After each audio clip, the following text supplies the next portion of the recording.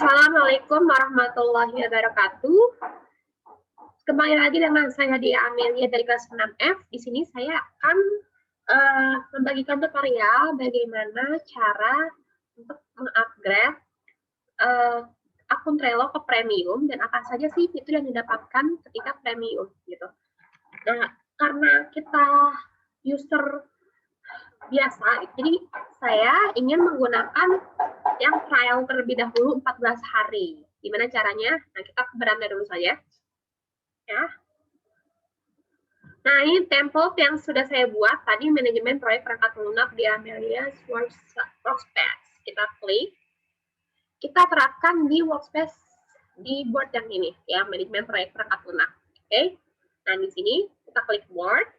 Ada di sini kita nggak bisa nih menggunakan bentuk. Nah, ini kan masih dalam bentuk kayak sticky notes ya, tampilannya masih dalam bentuk list-list seperti ini, card seperti ini, urutan ke bawah. Nah, kalau misalnya kita ingin membuat sebuah timeline gitu, sebuah timeline yang versi free itu tidak bisa gitu, tidak bisa menampilkan bentuk timeline atau bentuk kalender, dashboard atau apapun itu. Hanya bisa dalam bentuk dalam akun yang premium. Nah, maka dari itu sebenarnya untuk komersional gitu atau untuk sebuah perusahaan worth it saja ya jika memakai premium gitu, karena di sini juga harganya cukup terjangkau. Nah, maka dari itu karena ini akun baru, kita mulai start free trialnya 14 hari. Kita bisa di sini untuk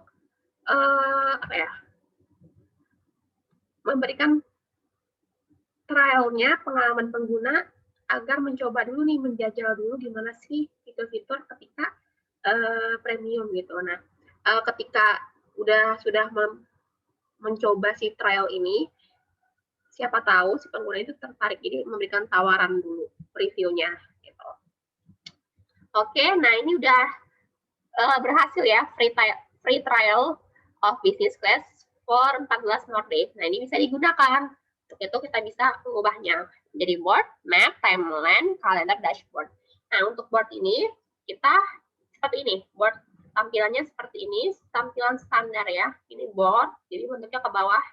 Nah, untuk map itu bentuknya peta. Jadi ketika kita ada lokasi, misalnya di suatu label, suatu card, kita menambahkan lokasi. Nah, lokasi kita bisa nanti muncul nih kayak gini. Saya pengumpulan katanya di Karawang. Karawang, West Java, Indonesia. Nah, ini. Nanti kan muncul di sini. Oke, kalau misalnya studi literaturnya kita di asal universitas saya, Universitas Singapura Bangsa Karawang. Universitas Singapura Bangsa Karawang. Nah, ini dia akan muncul. Seperti itu. Ditambahkan saja misalnya untuk desain sistemnya mau di mana, atau analisis sistemnya kita mau di Jakarta gitu. Kita bisa tambahkan lokasinya. Ini tadi kan ketika tidak premium nggak ada lokasi ya. Nah, ketika premium ada lokasinya. Jadi kita bisa menentukan lokasi-lokasi card atau agenda yang ingin kita lakukan gitu. Misalnya ini di Jakarta Barat gitu, Kemayoran misalnya ya. Kemayoran. Kita tinggal ini aja pilih. Nah, di lokasinya di sini terlihat. Nah, di sini lokasinya ada. Oke. Dan seterusnya. Coba kita lihat versi map-nya. Ini visual list card location on interactive map. Nah, ini timeline. Ini untuk seperti timeline gitu, kayak waktu-waktu, berdasarkan waktu. Waktunya, jangka waktu sebulan, setahun gitu. Ini kalender. Ini seperti tampilan kalender, dashboard. Ini seperti business intelligence, kayak dashboard.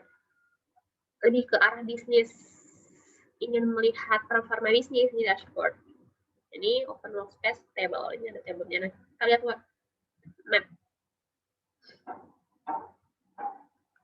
Nah, ini sih bisa terlihat nih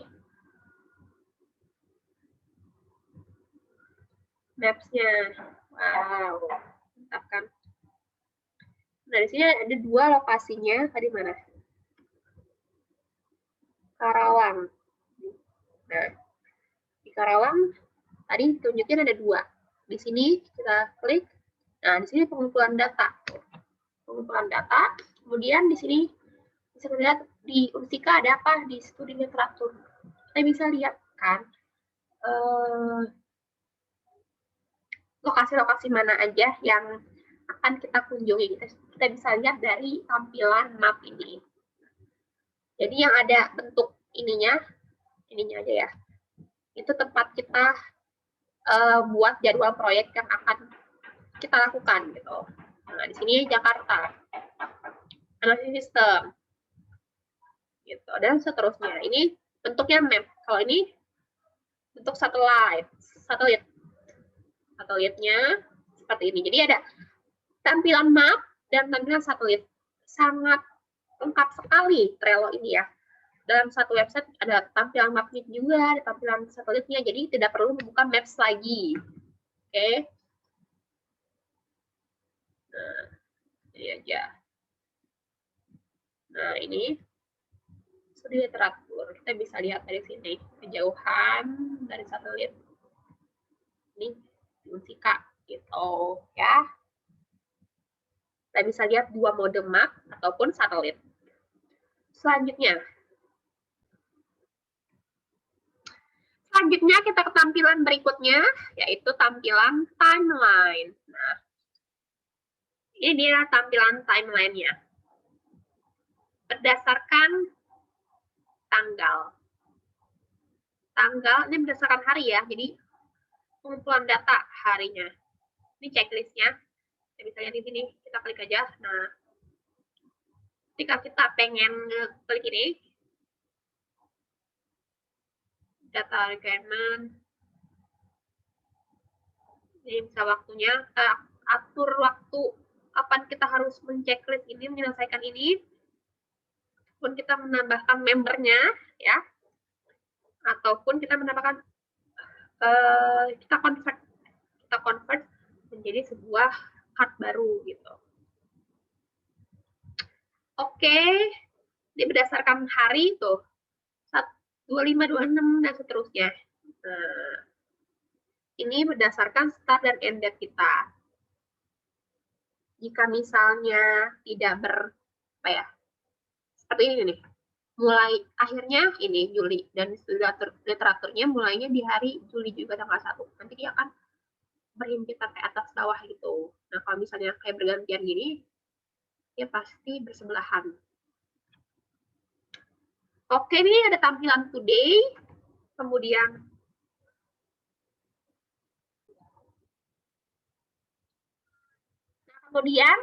tampilan ini today. Ini nah ini tampilan, ini kan tampilan per minggu ya, bisa ke day. Nah, day ini per hari, jadi lebih besar gitu rasionya, ukurannya.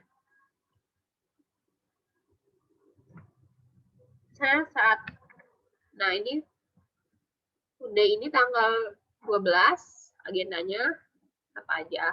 Nanti kalau misalnya ini per hari ya, kalau misalnya satu hari itu full gitu listnya, ini bakal tersusun ke bawah. Nah, kayak gini. Nanti bakal tersusun ke bawah kalau misalnya banyak part. Dalam satu hari banyak agenda gitu. Ini tampilan week itu lebih terkecil. Nah, ini jadi kayak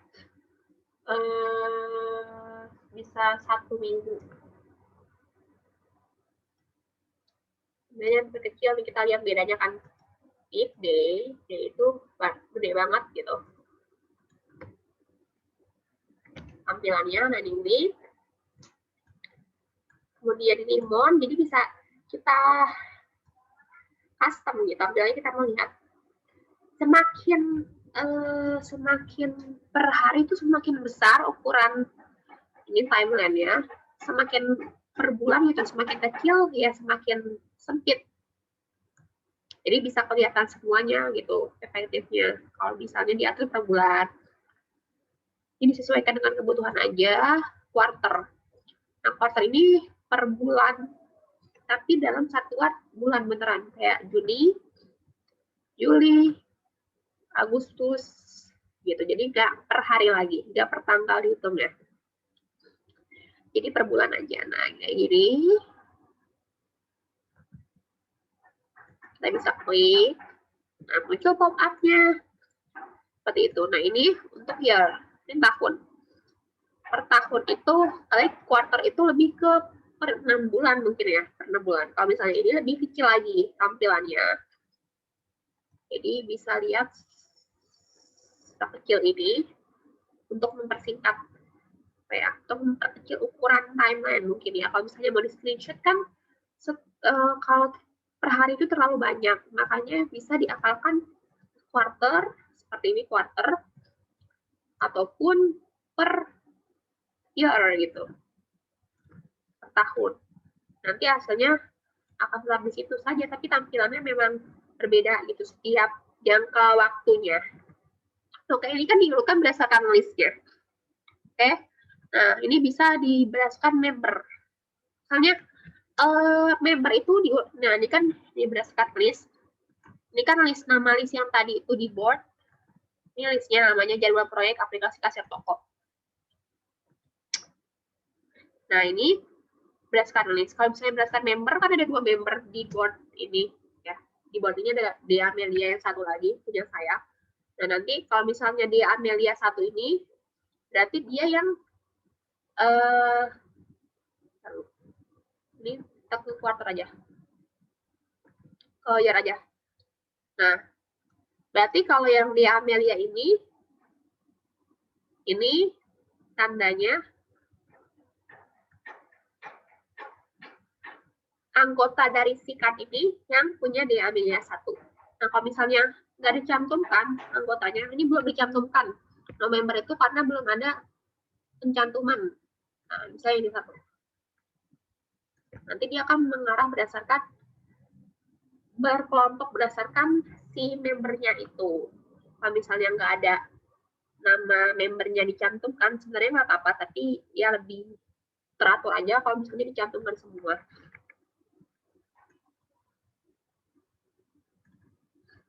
Nah, ini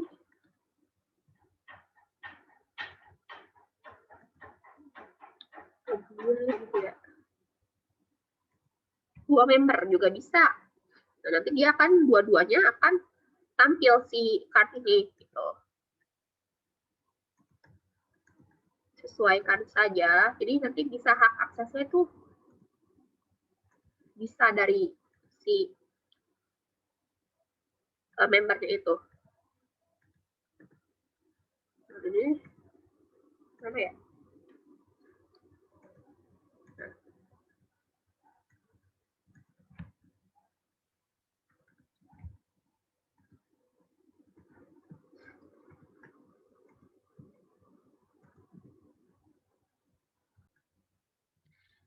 Ketika kita sudah mengelompokkannya, maka dikelompokkan berdasarkan membernya. Kalau misalnya mau menambah member lagi, bisa nih nambah member di sini nambah card atau listnya. Gitu. Jadi ditambahkannya ke bentuk timeline, bukan ke bentuk board tadi. Jadi cuma berubah-ubah bentuk tampilannya saja, gitu kan. Kemudian ini tahun ya. Kemudian ini berbentuk label. Nah, ini dia bentuk labelnya. Jadi berdasarkan label kan kata saya tadi kita beda-bedakan saja agar labelnya berbeda gitu. Timeline-nya saling berbeda. Nah, seperti ini tampilannya. Berdasarkan label ya. Jadi Juni misalnya mau ditambahin label, jadi pengumpulan data juga boleh, atau studi literatur juga boleh berdasarkan label. labelnya saja. Kalau misalnya labelnya urgent gitu, urgent pasti di sini berjejer semua gitu, berjejer semua card yang agendanya itu urgent ataupun normal. Ini kan karena ini nggak dinamakan ya, cuma warnanya aja dibedakan. Nah, pada itu saling terpisah gitu satu sama lain, nggak ada yang sekelompok. Ini sengaja karena untuk agar apa ya, agar timeline itu bentuknya teratur, berjenjang gitu. Kalau misalnya teman-teman pengen yang lebih kelompok gitu, mengelompokkan yang normal atau yang standar atau deadline atau urgent, itu bisa diubah nama labelnya, nanti akan terubah sendiri. Misalnya ini,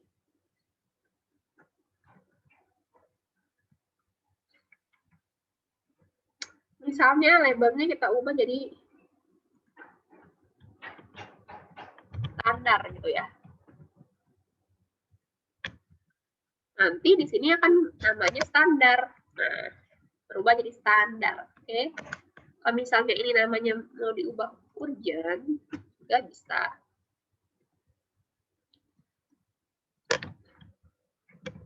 Ini contoh saja urgent. Nah, kalau misalnya kita pengen pindah dari ungu labelnya ke urgent, nanti dia akan pindah ke urgent. Nah, ada dua. Jadi di urgent ini ada dua, ada analisis sistem, ada desain sistem. Gitu.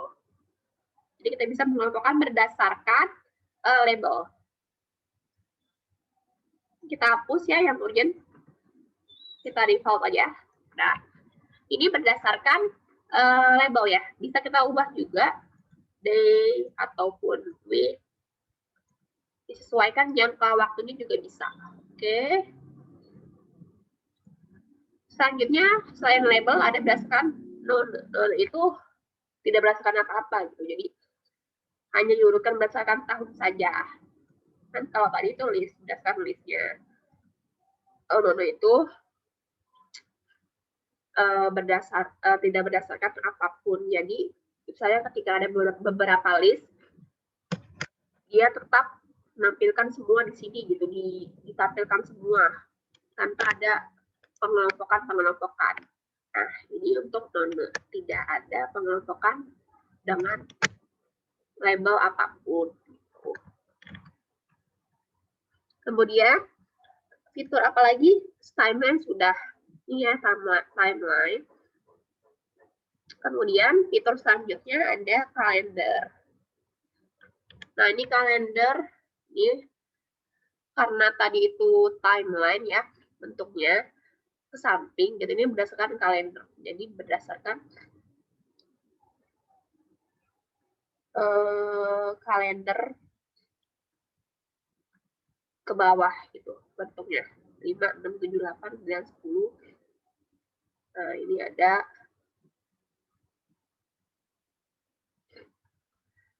card-nya. Dan seterusnya, ini berdasarkan kalender, jadi dari tanggal 12 sampai tanggal 19. Sampai tanggal 20. Kemudian dari tanggal sampai tanggal ini 1. Nah, di sini sebagai kalkulator dari tanggal 1 sampai tanggal mana nih bawah.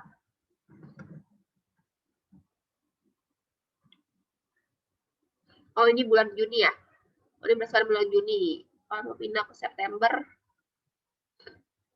Juli.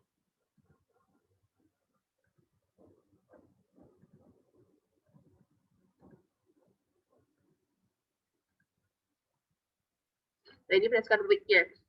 Jadi ini tuh cuma bisa ditampilkan berdasarkan kalender sekarang ini. Bisa juga 1 Juli. Tadi berdasarkan dulu. Nah, di Juli ada apa aja agendanya. Kemudian September. Nah, di sini kita bisa lihat tuh penuh semua kan. Agustus. Kalau misalnya nggak ada titik-titik berarti kosong agendanya. Kalau misalnya banyak titik itu agendanya penuh. Nah, kayak gini 16 16 kan nggak ada agenda ya. Nah, karena sampai tanggal 11 aja, makanya titik-titiknya sampai tanggal 11. Itu ini tampilan bond per bulan. Oke, kayak kalender biasa aja. Nah, kalau tampilan week seperti ini. Jadi per jam gitu. Jam 10 ada apa? Jam 12 ada agenda apa? Nah, ini. Sebenarnya kita bisa ubah jamnya juga ya. Nah, misalnya ini jam berapa ya? Jam 6.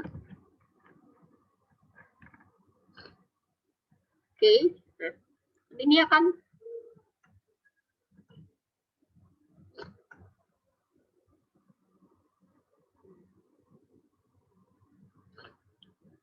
tanggal 1 September. Nah, ini berdasarkan apa ya? Jamnya. Dia akan sinkron ke jamnya. Nanti akan muncul ketika nilainya sudah dekat gitu, sudah waktunya, maka akan muncul di sini di kalender per week-nya ini gitu. Jadi ini per week sampai 7 hari aja, 1, 2, 3, 4, 5, 6, 7. Nah, kalau mon berarti per 30 hari. Oke, itu untuk kalender. Selanjutnya ada dashboard. Nah, dashboard ini seperti bisnis gitu. Tampilan lebih ke ya progres bisnis ya mungkin. Nah, ini per list, jadwal proyek, aplikasi toko. Jadi diurutkan berdasarkan listnya. Ini per due date, due letter itu ada 8 cards yang nanti deadline-nya kemudian hari. Kemudian cards member ini di Amelia, dan ini 5 cards di Amelia yang satu lagi. Jadi diurutkan untuk berdasarkan dashboard. Untuk biasanya dashboard itu untuk performansi bisnis. Ini per label, ada standar, kemudian, nah ini kelebihan biar dinamain sih ini, kalau misalnya urgennya ada 2 cards, pasti nanti akan tinggi banyak cards-nya itu. Ini nggak bisa ngelihat ininya ya, cards-nya, karena ini cuma lihat visualisasi datanya saja berbentuk dashboard. Nah, ini dia. Jadi ada mau nambahin grafik lagi untuk dashboard juga bisa, bar graph.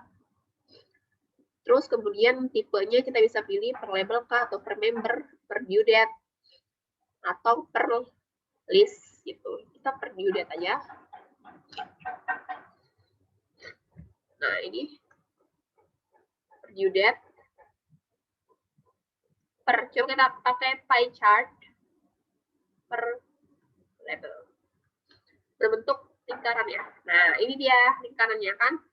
Karena semua sama rata gitu. Kalau misalnya kita ubah nih.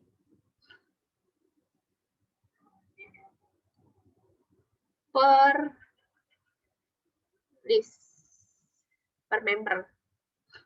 Lihat. Nah, ini kita kelihatan nih bedanya kalau misalnya lebih dari satu card masuk ke dalam satu kelompok. Nah, ini pasti kelihatan bedanya banyak kan yang mana. Seperti itu untuk yang dashboardnya lebih ke business intelligence ya, performansi bisnis ini cocok banget untuk bisnis. Nah, ini untuk tabelnya karena ini ekstensi baru ya, jadi agak itu ya kurang familiar. Nah, ini klik X, jadi kembali ke menu awal tadi sebelumnya.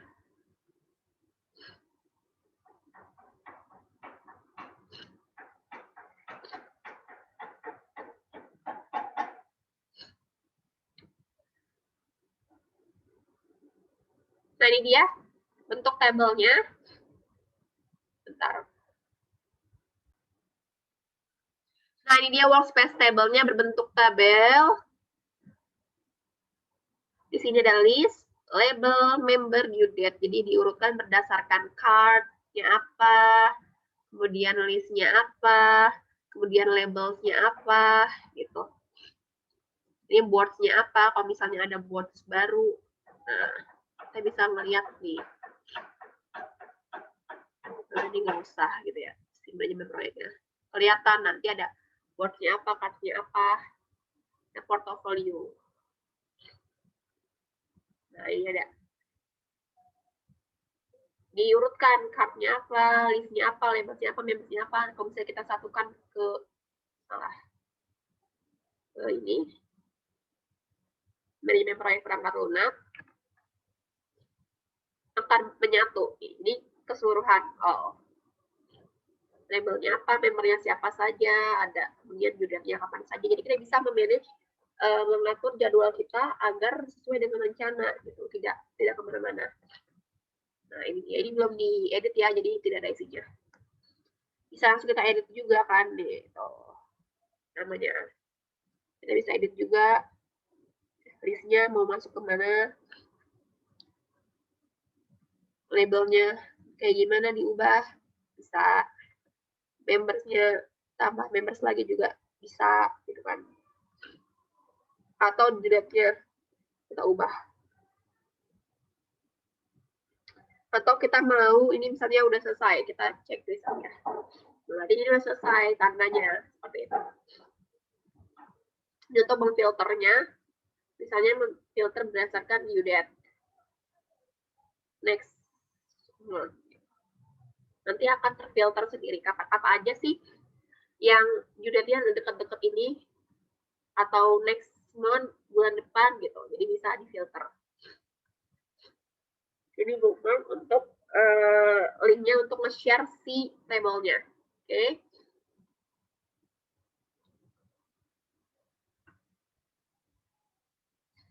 Nah, ini untuk Power Apps, karena ini kebetulan tidak mendukungnya untuk di Workspace ini, jadi kita lewat saja. Di export.